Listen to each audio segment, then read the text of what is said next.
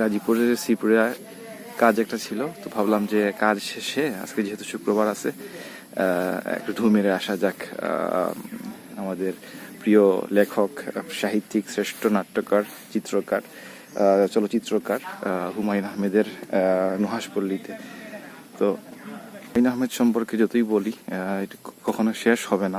হুমায়ুন আহমেদ সম্পর্কে তিনি একাধারে ছিলেন একজন শ্রেষ্ঠ সাহিত্যিক, একজন চিত্রকার, নাট্যকার, তারপরে হচ্ছে একজন চলচ্চিত্রকার। তারপরে তিনি মূলত বাংলা সাহিত্যের নতুন একটি ধারাকে তিনি হাইলাইট করে গেছেন। তো তার সম্পর্কে আসলে বলে কখনো শেষ হবে না।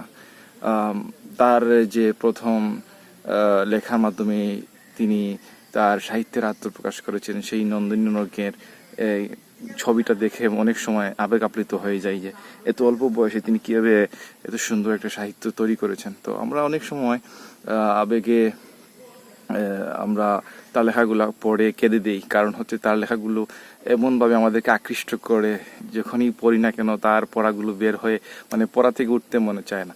একটা বই ধরলে সেই বইটা কখন শেষ করব এই ধারণার থেকেই মূলত পুরো বইটা আর পড়া হয়ে যায় একই বসায়। তো হুমায়ুন আহমেদ হচ্ছেন এমন একজন মানুষ, তার বই আসলে আপনি একবার ধরলে সেই বইটা রাখার আর মন আপনার চাইবে না।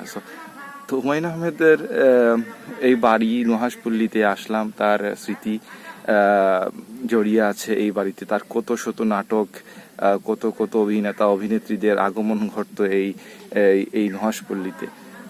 তার ঐতিহাসিক সেই ব্রটো গাছের, লিচু গাছের উপরে একটা বাসা ছোটোমোটো করে তিনি তৈরি করেছেন মেয়েদের নুহাশপল্লীতে। তো নুহাশপল্লী আসলে ডিফারেন্ট একটা জায়গা।